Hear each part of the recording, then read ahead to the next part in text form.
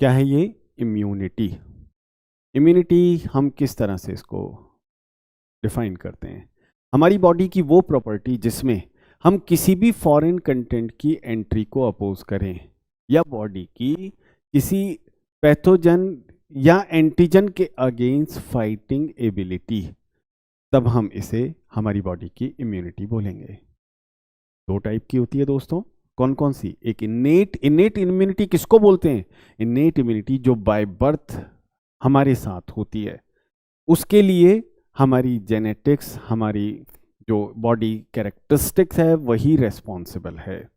इनेट दूसरी इम्यूनिटी जो हम अडेप्टेशन यानी बर्थ के बाद एक्सपीरियंस या एक्सपोजर से गेन करेंगे, उसे हम एक्वायर्ड इम्यूनिटी बोलेंगे।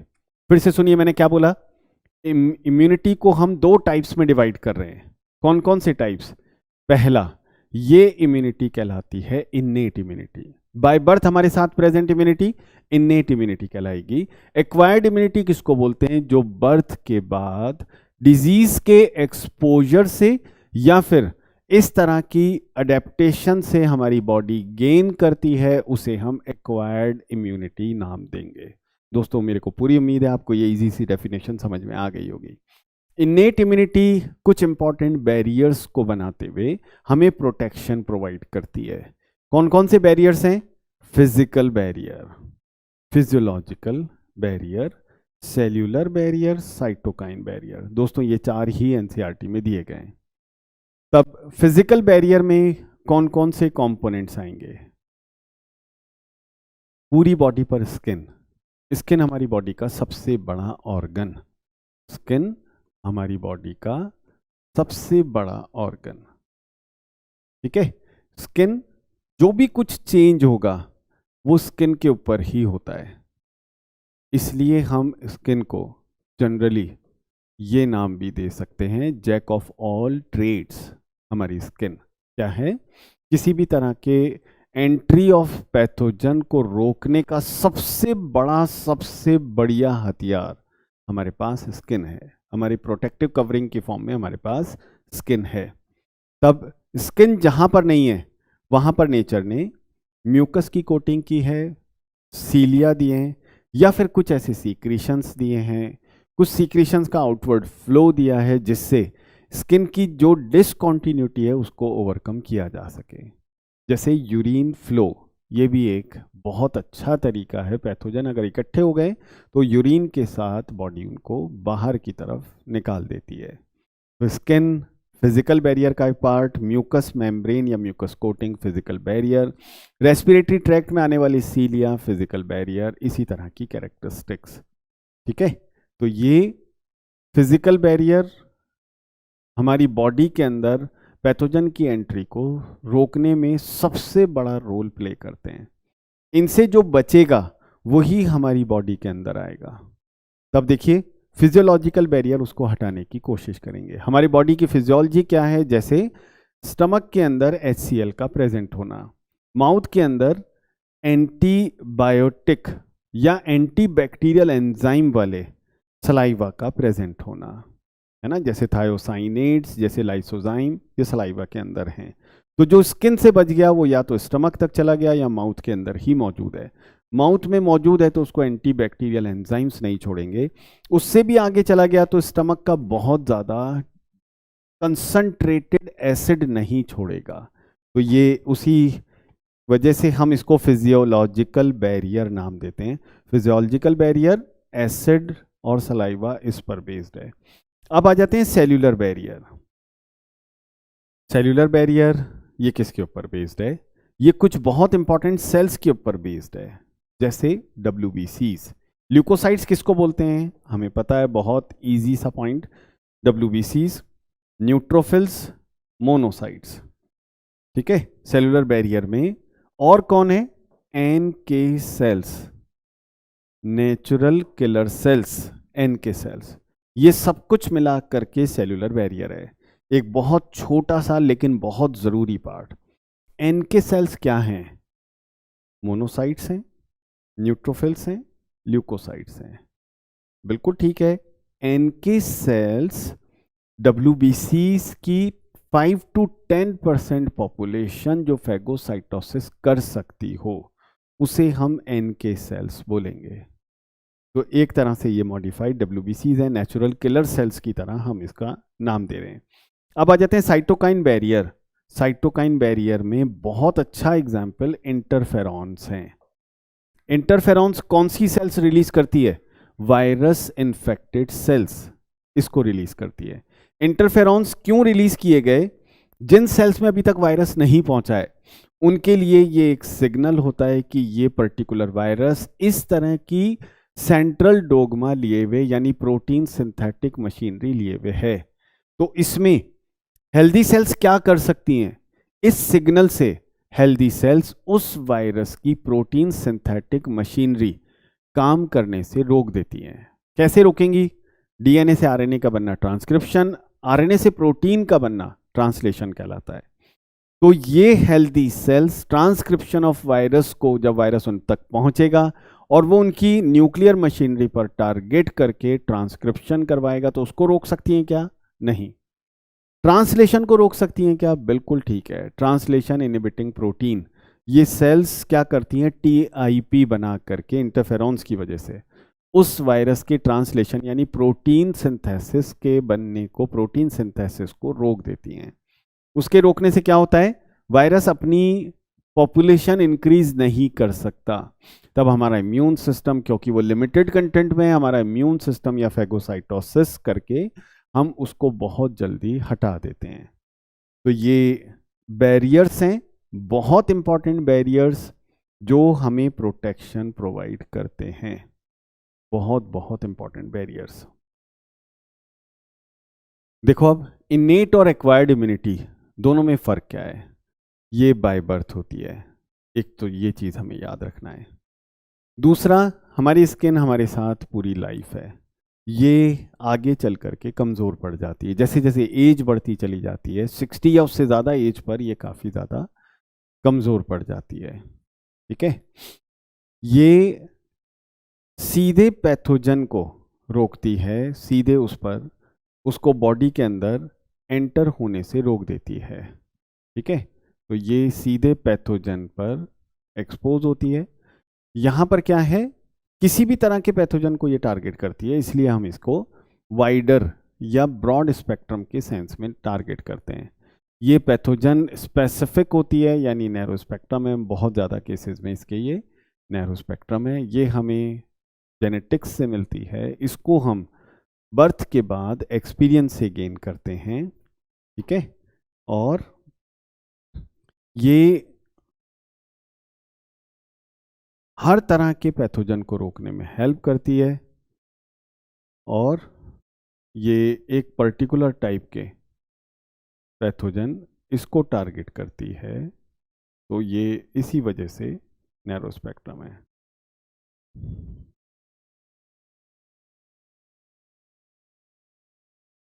तो देखिए आप, ये इन दोनों के अंदर मेजर डिफरेंसेस। अब आ जाते हैं acquired immunity. Acquired immunity pathogen specific defence है ना।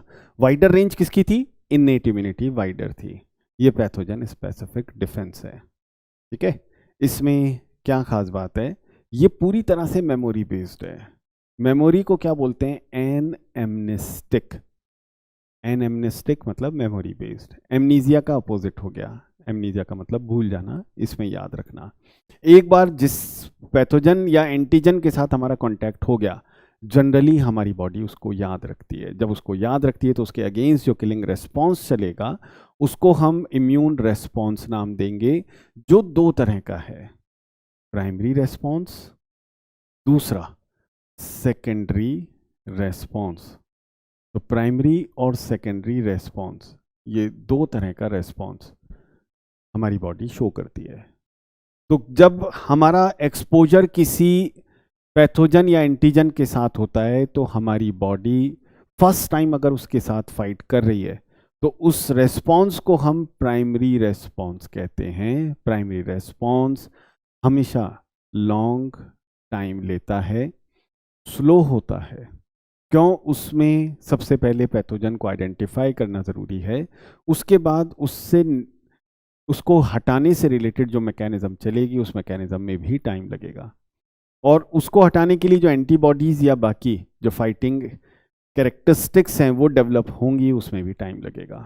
तो प्राइमरी रेस्पॉन्स हमेशा स्लो होता है, low concentration of fighting content से रिलेटेड होता है, लॉन्ग टर्म तक चलेगा प्राइमरी रेस्पॉन्स, लेकिन इसको मेमोराइज किया जाएगा। सेकेंडरी रेस्पॉन्स बहुत फास्ट, पहला पॉइंट, बहुत ज़्यादा कंसंट्रेशन ऑफ फाइटिंग यूनिट्स यानी एंटीबॉडीज देखने को मिलेगी, शॉर्ट लिव्ड होता है, पूरी तरह से मेमोरी बेस्ड होता है। मतलब अगर सेम एंटीजन या पैथोजन ने दोबारा कभी उस बॉडी पर अटैक किया तो उसके अगेंस्ट जो किलिंग रेस्पॉन्स हमारे इम्यून सिस्टम ने चलाया उसको हम सेकेंडरी या एनेम्नेस्टिक इम्यून रेस्पॉन्स ये नाम देंगे। तो ये फर्स्ट एनकाउंटर की वजह से ही चला, तो इसे हम सेकेंडरी रेस्पॉन्स ये नाम दे रहे हैं। तो दोस्तों एक्वायर्ड इम्यूनिटी में ये दो टर्म बहुत बहुत इंपॉर्टेंट, कौन कौन सी? एक प्राइमरी रेस्पॉन्स और एक सेकेंडरी रेस्पॉन्स। प्राइमरी रेस्पॉन्स किसी एंटीजन के अगेंस्ट हमारी बॉडी का फर्स्ट टाइम एनकाउंटर, ये प्राइमरी रेस्पॉन्स। सेम टाइप का एंटीजन दोबारा उस बॉडी के ऊपर अटैक कर रहा है, सेकेंडरी रेस्पॉन्स से उसको हटाया जाएगा। बहुत ज़रूरी पॉइंट, आपको बहुत अच्छे से याद रखना है दोस्तों, प्राइमरी और secondary immune response. In response को कौन कंप्लीट करवाता है? तब देखो ये रेस्पॉन्स हमारी बॉडी की दो इंपॉर्टेंट सेल्स बी और टी लिम्फोसाइट्स की हेल्प से कंप्लीट होते हैं। बी और टी लिम्फोसाइट्स क्या हैं? हमारी थर्ड लाइन ऑफ डिफेंस हैं, याद रखना है। देखिए बहुत इंपॉर्टेंट पॉइंट मैं आपको बताने जा रहा हूं। थर्ड लाइन ऑफ डिफेंस आखिरी हथियार है हमारे पास किसी डिजीज से बचने के लिए। थर्ड लाइन ऑफ डिफेंस कौन बनाता है? बी और टी लिम्फोसाइट्स। बी लिम्फोसाइट्स उसमें किस तरह से कंट्रीब्यूट करती हैं? एंटीबॉडीज बना करके। टी लिम्फोसाइट्स अलग अलग तरह की सेल्स की आर्मी को नाम देते हैं, जैसे टी हेल्पर, टी साइटोटॉक्सिक या किलर, टी सप्रेसर। ये तीन इंपॉर्टेंट सेल्स हैं, टी हेल्पर, टी साइटोटॉक्सिक या किलर, टी सप्रेसर। एक चौथे टाइप की टी और है, वो किसी और चैप्टर के अंदर लिखा है, वो है मेमोरी सेल्स। तो इस तरह से चार तरह की टी सेल्स मिलती हैं, टी लिम्फोसाइट्स होती हैं। बी लिम्फोसाइट्स का एक ही फंक्शन होता है, एंटीबॉडीज का सिंथेसिस। तो बी लिम्फोसाइट्स इस प्रोसेस के थ्रू हमें प्रोटेक्शन प्रोवाइड करती हैं, एंटीबॉडीज बना करके हमें प्रोटेक्शन प्रोवाइड करती हैं। तो मैं वापस उसी पॉइंट पर आ गया, प्राइमरी और सेकेंडरी इम्यून रेस्पॉन्स कौन सी सेल से कंप्लीट होगा? तो प्राइमरी और सेकेंडरी इम्यून रेस्पॉन्स दो तरह की सेल्स कंप्लीट करती हैं, बी लिम्फोसाइट्स और टी लिम्फोसाइट्स। तब ये सेल्स हमारी बॉडी का थर्ड लाइन ऑफ डिफेंस बनाने का काम करती है, यानी third level of protection form करने का ये दोनों सेल्स काम कर रही हैं। ठीक है, तो ये प्राइमरी और सेकेंडरी इम्यून रेस्पॉन्स बी और टी लिम्फोसाइट्स की हेल्प से कंप्लीट होगा। दो तरह की सेल्स मैंने अभी बताया आपको कि जो हमें प्रोटेक्ट करती हैं, कौन कौन सी? एक बी और एक टी लिम्फोसाइट्स। टी लिम्फोसाइट्स मैंने बताया आपको तीन तरह की है, mainly T helper, T killer और T suppressor. B lymphocytes antibodies बनाती हैं। एंटीबॉडीज क्या होते हैं? ग्लाइकोप्रोटीन या प्रोटीन की चेन्स को मिला करके एंटीबॉडीज कहते हैं, जिसमें दो हैवी और दो लाइट चेन्स होती हैं। एक बार फिर से देखते हैं, दो टाइप की सेल्स हैं बी और टी लिम्फोसाइट्स। बी लिम्फोसाइट्स कौन सा रेस्पॉन्स कंप्लीट करेंगी? इसको हम बोलेंगे HI, या फिर एक नाम और देते हैं ह्यूमोरल इम्यूनिटी।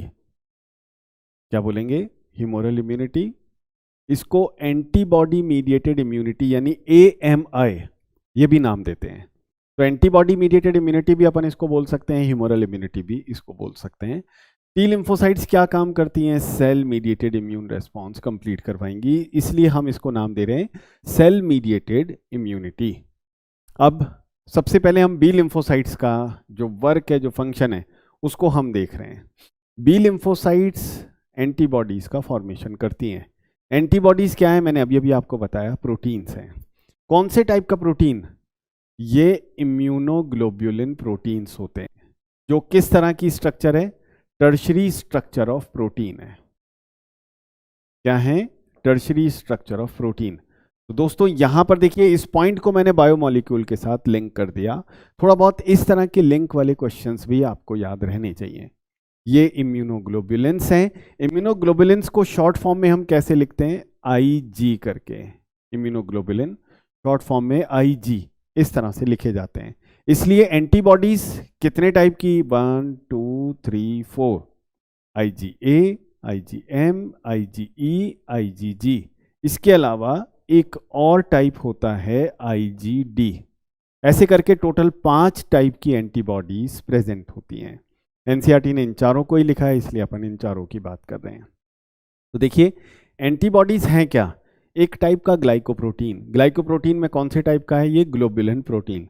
ग्लोबुलिन में कौन सा है? इम्यूनोग्लोबुलिन, यानी ग्लोबुलिन का वो पार्ट जो इम्यून सिस्टम में चला गया है, इम्यूनोग्लोबुलिन के नाम से जाना जाता है। तब इसको 4 अलग अलग टाइप्स के अंदर डिवाइड किया गया, IgA, IgM, IgE, IgG। इस तरह से ये इम्यूनोग्लोबुलिन, ये इस नाम से जाना जाता है। तब देखिए एक एंटीबॉडी 4 पॉलीपेप्टाइड चेन से मिलकर के बनी रहती है।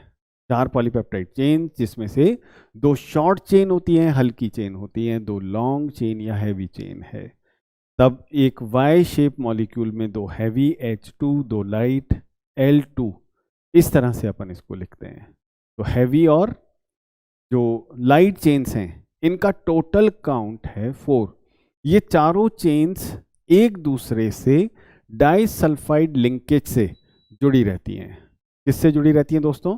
ये डाइसल्फाइड लिंकेज से जुड़ी रहती हैं ये सेल्स।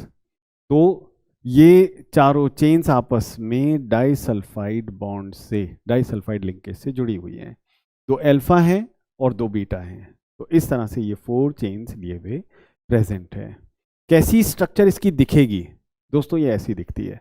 जगह जगह पर मैंने देखिए चेन्स के लिए बताया आपको, डाइसल्फाइड लिंकेज से जुड़ी रहती हैं। इसके अलावा ये चेन आपस में भी डाइसल्फाइड बॉन्ड बनाते हुए जुड़ी रहती हैं। तब देखो एक नॉर्मल या जनरलाइज्ड एंटीबॉडी में, जिसको हम एक मॉडल या टिपिकल एंटीबॉडी बोल रहे हैं, उसके अंदर 2 एंटीजन बाइंडिंग साइट्स होती हैं और एक क्रिस्टलाइन साइट होती है। क्या होती है? ये कहलाती है क्रिस्टलाइन साइट। यहां पर ये क्या काम करती है? ये किसी भी WBC या मैक्रोफेजेस के साथ अटैच होकर के ये उस पर चिपक जाती है। तब वो WBC फैगोसाइटोसिस से इस एंटीबॉडी के साथ अटैच एंटीजन उसको भी खा जाती है। तो ये एक एंटीबॉडी की स्ट्रक्चर। ये दोनों लाइट चेन्स, अंदर वाली दोनों हैवी चेन्स। तो 2 लाइट और 2 हैवी चेन से मिलकर के ये बनती है, जिसको हम क्या नाम दे रहे हैं? एक एंटीबॉडी। एंटीबॉडी अभी अभी मैंने क्या बताया आपको याद रखना है। एक एंटीबॉडी मॉलिक्यूल किसका बना होता है? एंटीबॉडी मॉलिक्यूल हमें पता है ये एक ग्लाइकोप्रोटीन, इससे मिलकर के बनी कैरेक्टरिस्टिक है, स्ट्रक्चर है। तो ये एक एंटीबॉडी की स्ट्रक्चर। आगे बढ़ते हैं दोस्तों। देखो हम एंटीबॉडीज और टी सेल्स इसको बेस बनाएं तो हम इम्यूनिटी को 2 अलग अलग टाइप में डिवाइड करते हैं। किस किस को बता रहे हैं हम? एंटीबॉडीज। ये किस तरह की एंटीबॉडीज हैं, कहाँ पर बन रही हैं, उस बेसिस पर हम इसको देख रहे हैं। तो उस बेसिस पर हम इनको 2 अलग अलग टाइप के अंदर डिवाइड करते हैं इम्यूनिटी को। एक कहलाती है एक्टिव इम्यूनिटी, दूसरी कहलाती है पैसिव इम्यूनिटी। फिर से बोल रहा हूं मैं, एक बार वापस से सुनिए। एंटीबॉडीज कहां पर बन रही हैं? ध्यान से देखिएगा मैं क्या बेस नाम ले रहा हूं। एंटीबॉडीज का फॉर्मेशन कहां हो रहा है? बॉडी के अंदर या बॉडी में इंट्रोड्यूस कराई जा रही है, इंजेक्ट करवाई जा रही है, कहीं और बनाई गई है? उस बेसिस पर इम्यूनिटी को हम 2 टाइप में डिवाइड करते हैं, एक एक्टिव और एक पैसिव इम्यूनिटी। एक्टिव इम्यूनिटी का मतलब क्या है? एक्टिव इम्यूनिटी का मतलब हमारे इम्यून सिस्टम का एक्टिवेशन। इम्यून सिस्टम एक्टिवेट होगा तो क्या करेगा? एंटीबॉडी ही बनाएगा। तो इम्यून सिस्टम एक्टिवेट होकर के एंटीबॉडीज को हमारी बॉडी के अंदर ही बनाता है, इसलिए हम इसको नाम देते हैं active immunity. Immune system activate कैसे होता है? इम्यून सिस्टम का एक्टिवेशन जो एंटीजन बॉडी में एंटर कर गया है वो करवाएगा। फिर से सुनिए, मैंने क्या बोला? इम्यून सिस्टम क्यों एक्टिवेट होगा? क्योंकि एंटीजन ने उसको टारगेट करके उसको स्टिमुलेट कर दिया है, तो वो एक्टिव हो गया है। तो एंटीजन इम्यून सिस्टम को एक्टिवेट करते हैं। इसका क्या मतलब हुआ? पहले बॉडी में एंटीजन आएगा, फिर उसके बाद एंटीबॉडीज का फॉर्मेशन शुरू होगा। क्योंकि हमारी बॉडी के इम्यून सिस्टम का इसमें इन्वॉल्वमेंट है, उसका एक्टिवेशन है, इसलिए हम इसको नाम दे रहे हैं एक्टिव इम्यूनिटी। पैसिव इम्यूनिटी क्या होती है? इम्यून सिस्टम का इसमें कोई पार्टिसिपेशन है क्या? कोई पार्टिसिपेशन नहीं है। तो पैसिव इम्यूनिटी में हम कहीं और बनी हुई एंटीबॉडीज को हमारी बॉडी में इंजेक्ट करवा रहे हैं, एंटर करवा रहे हैं, इसलिए हम इसको नाम देते हैं passive immunity. Readymade antibody passive immunity बनाते हुए प्रेजेंट होती है। तो पैसिव इम्यूनिटी में हमें ये याद रखना है, क्या याद रखना है? हमारी बॉडी का इम्यून सिस्टम इसमें पार्टिसिपेट नहीं कर रहा है, इसका मतलब एंटीबॉडीज का फॉर्मेशन हमारी बॉडी में नहीं हो रहा है।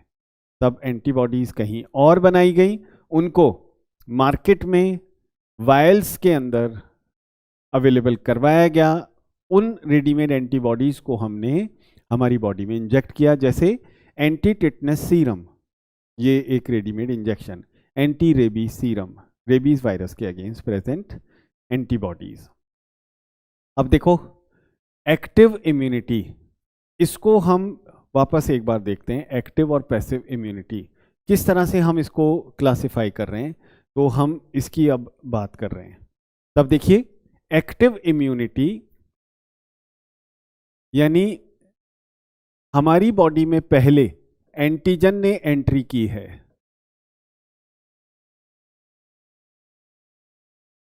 एक्टिव इम्यूनिटी को हम दो टाइप में डिवाइड कर रहे हैं। कौन कौन से? एक नेचुरल एक्टिव इम्यूनिटी। एक्टिव और पैसिव इम्यूनिटी किसके टाइप हैं? ये दोनों एक्वायर्ड इम्यूनिटी के ही टाइप हैं। तो नेचुरल, और दूसरा टाइप कहलाता है आर्टिफिशियल। तो नेचुरल और आर्टिफिशियल एक्टिव इम्यूनिटी, ये इस नाम से जानी जाती है। नेचुरल और आर्टिफिशियल इम्यूनिटी का क्या मतलब है? यानी एंटीबॉडीज जब बनेंगी तो उसको बनाने का जो कॉज है, कौन है? जो एंटीजन है, जो इम्यून सिस्टम को टारगेट कर रहा है, उसको स्टिमुलेट कर रहा है, उसको जगा रहा है, उसको एक्टिवेट करवा रहा है ताकि उसके अगेंस्ट एंटीबॉडीज बन जाएं। वो एंटीजन हमारी बॉडी में नेचुरली आया है या आर्टिफिशियल तरीके से लाया गया है? फिर से सुनिए, मैंने क्या बोला? एंटीजन बॉडी में कैसे एंटर कर रहा है? नेचुरल तरीके से या आर्टिफिशियली? ऐसा कैसे हो सकता है? आर्टिफिशियली एंटीजन एंटर करता है क्या? बिल्कुल करता है। किस फॉर्म में? ये वैक्सीन्स की फॉर्म में एंटर करता है। वैक्सीन्स क्या होते हैं? एटीन्यूटेड या कमजोर पैथोजन एंटीजन की फॉर्म में हमारी बॉडी के अंदर इंजेक्ट करवाए जाते हैं ताकि प्राइमरी इम्यून रेस्पॉन्स चले और उसको मेमोराइज किया जा सके। सेकेंडरी इम्यून रेस्पॉन्स बहुत फास्ट होगा। प्राइमरी इम्यून रेस्पॉन्स से हमें प्रोटेक्शन मिल गया ताकि सेकेंडरी इम्यून रेस्पॉन्स बहुत जल्दी उस एंटीजन को हटा दे। देखिए, अब एक्टिव इम्यूनिटी में एंटीजन की एंट्री पहले हो रही है। नेचुरली हुई है क्या? तो नेचुरली कैसे होगी? सब क्लिनिकल या फिर क्लिनिकल एक्सपोजर से। ये क्लिनिकल और सब क्लिनिकल क्या है? देखिए, ये टाइटर या कंसंट्रेशन ऑफ एंटीजन है। बहुत ज्यादा एक साथ एंटर कर गया या फिर बहुत थोड़ा सा धीरे धीरे बॉडी के अंदर आएगा, इसको हम सब क्लिनिकल एक्सपोजर बोलेंगे। तब धीरे धीरे कोई एंटीजन, जैसे सपोज करिए कोई टीबी हॉस्पिटल है, उस टीबी हॉस्पिटल में कोई वर्कर है ना, जैसे वहाँ पर जो नर्सेज हैं, जैसे वहाँ पर जो हेल्पर्स हैं, जो स्वीपर्स वगैरह हैं, उनको रोज ही उस एंटीजन यानी टीबी का जो बैक्टीरिया है उसके कांटेक्ट में आना है।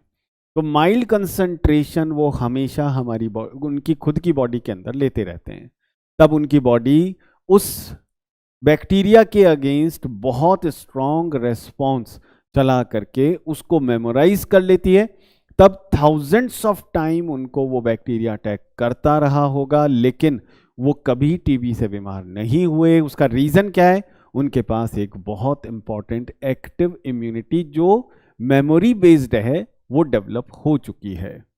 तो सब क्लिनिकल एक्सपोजर या क्लिनिकल एक्सपोजर काफ़ी ज़्यादा क्वांटिटी में या कंसंट्रेशन में ये एंटीजन बॉडी में एंटर कर गए। आर्टिफिशियल में हमने क्या करा, जो डिजीज कॉजिंग पैथोजन है एंटीजेनिक फॉर्म में हमने उनको पहले पैथोजेनिसिटी हटा करके उनको किल्ड या वीक को कहते हैं एटीन्यूटेड, उस फॉर्म में हमने हमारी बॉडी के अंदर एंटर करवाया। तब ये फॉर्म ऑफ एंट्री को हम बोलेंगे वैक्सीनेशन, इस फॉर्म को हम बोलेंगे वैक्सीन्स। तो प्रोसेस क्या कहलाएगा? वैक्सीनेशन। और जो कंटेंट हम हमारी बॉडी में इंजेक्ट करवा रहे हैं वो कहलाएगा वैक्सीन्स। तो वैक्सीन्स की फॉर्म में इसको हम हमारी बॉडी में डाल रहे हैं। कोई एग्जाम्पल है क्या वैक्सीन का? जैसे DPT वैक्सीन, जैसे MMR वैक्सीन, जैसे BCG वैक्सीन। ये 3 वैक्सीन्स के मैंने नाम लिखे। शुरू वाली 2 ये मिक्स्ड वैक्सीन्स कहलाती हैं। मिक्स्ड वैक्सीन किसको बोलते हैं? एक से ज्यादा एंटीजेंस अगर एक ही वैक्सीन के थ्रू, एक ही डोज के थ्रू हमारी बॉडी में एंटर करवाए जाएं तो उसे हम मिक्स्ड वैक्सीन बोलते हैं। तो पहली वाली मिक्स्ड बैक्टीरियल वैक्सीन, दूसरी वाली mixed viral vaccine.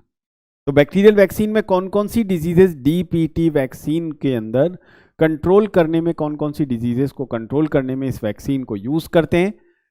Diphtheria, pertussis और टेटनस। कौन कौन सी? डिफ्थीरिया, पर्टूसिस और टेटनस। डिफ्थीरिया गलघोटू, पर्टूसिस काली खांसी, टेटनस है ना जिसको हम फोटोफोबिया भी कहते हैं। Mixed viral vaccine measles, mumps और रुबेला। कौन कौन सी? मीजल्स, मम्स और रुबेला। इनके वायरस को वीक करके हमारी बॉडी में वैक्सीन्स की फॉर्म में इंजेक्ट करवाया गया। तो फिर BCG कितनी वैक्सीन्स के लिए, कितनी डिजीजेस की एक कॉमन वैक्सीन है? BCG सिर्फ एक ही डिजीज के अगेंस्ट वैक्सीन है। कौन सी? ये डिजीज कहलाती है TB, ट्यूबरक्लोसिस। तो इस वैक्सीन में सिर्फ और सिर्फ ट्यूबरक्लोसिस से रिलेटेड कंटेंट है। तो बैसिलस इस बैक्टीरिया का एक ग्रुप है ना, बैसिलाई शेप या रॉड शेप बैक्टीरिया है। C और G 2 साइंटिस्ट के नेम्स हैं, कामेटी एंड गुआरिन। कौन कौन? Committee and गुआरिन। तो BCG इस वैक्सीन को नाम दिया गया है। दोस्तों इसी तरह से हम पैसिव इम्यूनिटी, इसके भी 2 टाइप देखते हैं। कौन कौन से? एक नेचुरल और दूसरा आर्टिफिशियल। ये टाइप बताने से पहले एक बार वापस अपन ऊपर आ जाते हैं। एक्टिव इम्यूनिटी 2 टाइप की। एक्टिव इम्यूनिटी का मतलब एंटीजन की बॉडी में एंट्री। पैसिव इम्यूनिटी भी 2 टाइप की, नेचुरल और आर्टिफिशियल। पैसिव इम्यूनिटी का मतलब एंट्री ऑफ एंटीबॉडीज, यानी रोल ऑफ एंटीबॉडीज। इस पैसिव इम्यूनिटी में जो एंटीबॉडीज अपना रोल प्ले कर रही हैं उनका सोर्स नेचुरल है क्या, आर्टिफिशियल है क्या? नेचुरल सोर्स ऑफ एंटीबॉडी क्या हो सकता है? देखो यहां पर नाम ये लिखा हुआ है, ये नेचुरल कंटेंट का नाम है कोलोस्ट्रम, जिसको हम फर्स्ट मदर मिल्क कहते हैं। पार्टूरिशन के बाद मदर के मेमरी ग्लैंड से इनिशियली कुछ दिनों तक जो मिल्क अवेलेबल होता है उसको हम कोलोस्ट्रम कहते हैं। इसमें एक एंटीबॉडी IgA बहुत ज्यादा होने से ये येलोइश हो जाता है। तो एंटीबॉडीज जो बॉडी में आ रही हैं पैसिव इम्यूनिटी में, कहीं और बनी है और हमारी बॉडी में आ रही हैं, तब इस बॉडी में आने का जो कंटेंट है, जिस कंटेंट के साथ वो हमारी बॉडी में आ रही है, वो नेचुरल है या आर्टिफिशियल? आर्टिफिशियल कंटेंट का क्या मतलब है? जैसे अभी अभी मैंने बताया था, एंटी टेटनस सीरम यानी उसका इंजेक्शन है ना, या एंटी रेबीज सीरम, इस एंटीबॉडी को आर्टिफिशियल तरीके से बनाया गया। तो दोस्तों एक्टिव और पैसिव इम्यूनिटी ये दोनों टाइप मैंने अभी अभी बताया आपको। एक्वायर्ड इम्यूनिटी के ही दो टाइप हैं। किस बेसिस पर? एंटीबॉडीज कहाँ बन रही हैं? एंटीबॉडीज बॉडी के अंदर बन रही हैं, इसका मतलब पहले एंटीजन आ चुका है। एंटीबॉडीज बॉडी के अंदर इंजेक्ट करवाई गई हैं तो जरूरी नहीं है एंटीजन आ चुका हो सकता है नहीं आया हो सकता है आ चुका हो। तो प्रीकॉशनरी हम पैसिव इम्यूनिटी को प्रेफर करते हैं, उसको स्टिमुलेट करवाते हैं। दोनों में से कौन सा फास्ट है, एक्टिव या पैसिव इम्यूनिटी? हमेशा याद रखना है दोस्तों, पैसिव इम्यूनिटी फास्ट होती है, बहुत फास्ट, क्योंकि इसमें सिर्फ सेकेंडरी इम्यून रेस्पॉन्स का पार्टिसिपेशन होगा। पैसिव इम्यूनिटी में सेकेंडरी इम्यून रेस्पॉन्स अपना इंपॉर्टेंट रोल प्ले करेगा। तो पैसिव इम्यूनिटी मतलब रेडीमेड एंटीबॉडीज का बॉडी के अंदर इंजेक्शन। ये एंटीबॉडीज मिलकर के ह्यूमोरल इम्यूनिटी प्रोवाइड करती हैं। तब देखो, एंटीबॉडीज हमारे इम्यून सिस्टम का एक बहुत इंपॉर्टेंट टूल। कहीं ऐसा तो नहीं कि ये हमारी बॉडी को ही किल कर दें। अगर ऐसा होता है तो हम इसको बोलते हैं ऑटो इम्यूनिटी। इसका मतलब हमारे इम्यून सिस्टम के पास कुछ तो भी ऐसा है जिसकी वजह से वो बॉडी और फॉरेन कंटेंट्स को डिफरेंशिएट कर सकता है। तो इम्यून सिस्टम के पास ये इंपॉर्टेंट प्रॉपर्टी होती है कि वो सेल्फ सेल्स को अटैक होने से बचाता है। लेकिन अगर ऐसी कैरेक्टरिस्टिक नहीं हो पाती तब हम इसको नाम देते हैं ऑटो इम्यूनिटी, जिसमें बॉडी सेल्फ डिस्ट्रक्टिव मोड पर आ जाती है। किसी भी ऑर्गन, स्ट्रक्चर या ग्लैंड को बॉडी किल करना स्टार्ट कर देती है, तब हम उसको ऑटो इम्यूनिटी नाम देते हैं। रूमेटॉइड आर्थराइटिस इसका एक बहुत अच्छा एग्जाम्पल। रूमेटॉइड आर्थराइटिस एक और डिजीज, थायराइड ग्लैंड का हमारी इम्यूनिटी की वजह से किल हो जाना, उसके मैक्सिमम पार्ट का लॉस हो जाना, ये कहलाएगा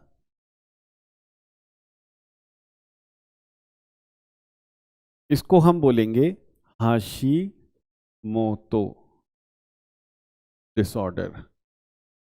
ये एक ऑटो इम्यून डिसऑर्डर है। हाशिमोतो में क्या हुआ, एंटीबॉडीज प्रोड्यूस हो गई हमारी थायराइड ग्लैंड के अगेंस्ट, उसको किल कर दिया गया, उसका मैक्सिमम पार्ट हटा दिया गया, तो बॉडी के अंदर हाइपोथायराइडिज्म के सिम्टम्स आने लग गए। तब दो एग्जाम्पल्स आपको याद रखने, एक रूमेटॉइड आर्थराइटिस जो साइनोवियल जॉइंट से रिलेटेड है, साइनोवियल मेम्ब्रेन के अगेंस्ट फैगोसाइटोसिस यानी एंटीबॉडीज प्रोड्यूस हो गई, और उस एंटीबॉडीज को हटाने के लिए जो फैगोसाइटोसिस किया गया, उससे साइनोवियल जॉइंट की साइनोवियल कैप्सूल बनाने वाली मेम्ब्रेन, साइनोवियल मेम्ब्रेन को भी गला दिया गया, खा लिया गया। तब ये जॉइंट खराब हो गए। इस कंडीशन को बोलते हैं हम, इस स्टेज या डिसऑर्डर को कहते हैं रूमेटॉइड आर्थराइटिस। क्या कहलाएगा दोस्तों? ये रूमेटॉइड आर्थराइटिस। फिर आ जाते हैं एलर्जीज पर। एलर्जी क्या है? एक हाइपर रेस्पॉन्स है। किसके अगेंस्ट? बहुत कॉमन से कंटेंट्स जो एलर्जेंस के नाम से जाने जाते हैं। हमारी बॉडी उसके अगेंस्ट अगर सिवियर, एग्जैजरेटेड मतलब काफ़ी ज़्यादा हाइपर रेस्पॉन्स शो करती है, तब हम उसको एलर्जी नाम देते हैं। जो भी सब्सटेंस जिसके अगेंस्ट वो रेस्पॉन्स किया जा रहा है, उन्हें हम एलर्जेंस बोलेंगे। ये एलर्जेंस क्या काम करते हैं? ये एलर्जेंस बॉडी के अंदर इम्यून सिस्टम को टारगेट करते हैं। तब एलर्जी की पहचान क्या है? एलर्जिक एंटीबॉडी IgE, इसका लेवल बढ़ जाता है। तो ये IgE काफ़ी ज़्यादा अवेलेबल हो तब हम इसको एलर्जिक एंटीबॉडीज नाम देते हैं। ठीक है, तो एलर्जेंस क्या काम करते हैं? एलर्जेंस हमारे अंदर बॉडी में एंटर होने के बाद इम्यून सिस्टम को टारगेट करते हैं, तो जितना इम्यून सिस्टम को रिस्पॉन्ड करना चाहिए उसके मुकाबले वो बहुत ज़्यादा रिस्पॉन्स करता है, जिससे हमें खतरनाक परेशानियां आती हैं। तब हम इस कंडीशन को एलर्जी कहते हैं। इस वक्त अगर हम इसको पहचाने तो हमारी बॉडी के अंदर IgE एंटीबॉडी ज़्यादा मिलेगी, हिस्टामिन और सेरोटोनिन लेवल बहुत ज़्यादा मिलेगा। ये एलर्जी की बड़ी कॉमन सी पहचान है।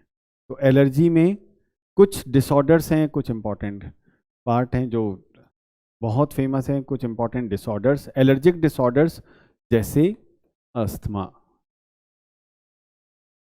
जैसे हे फीवर, हार्वेस्टिंग के टाइम पर होने वाला फीवर अपर रेस्पिरेटरी ट्रैक्ट को अफेक्ट करता है। ये एक एलर्जिक डिसऑर्डर। एस्मा भी एक एलर्जिक डिसऑर्डर। देखिए अब इम्यून सिस्टम को बनाने वाले कौन कौन से ऑर्गन्स हैं, नेक्स्ट टॉपिक पर आ रहे हैं। ठीक है, इम्यून सिस्टम हमारा एक तो एंटीबॉडीज, दूसरा सेल्स। कौन सी सेल्स? ये सेल्स कहलाती हैं बी और T lymphocytes, plus lymphoid organs या टिश्यूज।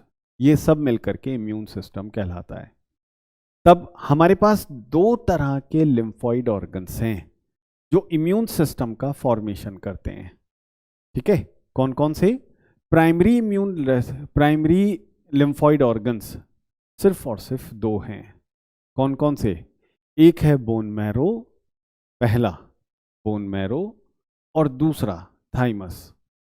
प्राइमरी लिम्फॉइड ऑर्गन या टिश्यू का क्या मतलब है? वो टिश्यू या वो ऑर्गन जो लिम्फोसाइट्स के लिए मैचुरेशन, फाइनल मैचुरेशन साइट्स की फॉर्म में की तरह अवेलेबल हो, उसे हम प्राइमरी लिम्फॉइड ऑर्गन्स नाम देंगे। ठीक है, डेवलपमेंट एंड मैचुरेशन की दो साइट्स हैं लिम्फोसाइट्स को लेकर के। कौन कौन सी? एक बोन मैरो, दूसरी थाइमस। कुछ लिम्फोसाइट्स थाइमस में जाकर के मैच्योर हुई, टी लिम्फोसाइट्स कहलाएंगी। कुछ लिम्फोसाइट्स बोन मैरो में जाकर के मैच्योर हुई, बी लिम्फोसाइट्स के नाम से जानी जाएंगी। इसके बाद जितने भी लिम्फॉइड ऑर्गन्स हैं वो सब मिला करके सेकेंडरी लिम्फॉइड ऑर्गन्स कहलाते हैं। इसमें कौन कौन आएगा? देखिए, इसमें आएगा हमारी स्प्लीन, हमारी lymph nodes, tonsils, pairs, patches. इसके अलावा एक बहुत बहुत जरूरी सबसे बड़ा लिम्फॉइड टिश्यू सेकेंडरी कौन है? माल्ट, म्यूकोसा एसोसिएटेड या म्यूकोसल एसोसिएटेड लिम्फॉइड टिश्यू। ये टोटल लिम्फॉइड टिश्यू का 50%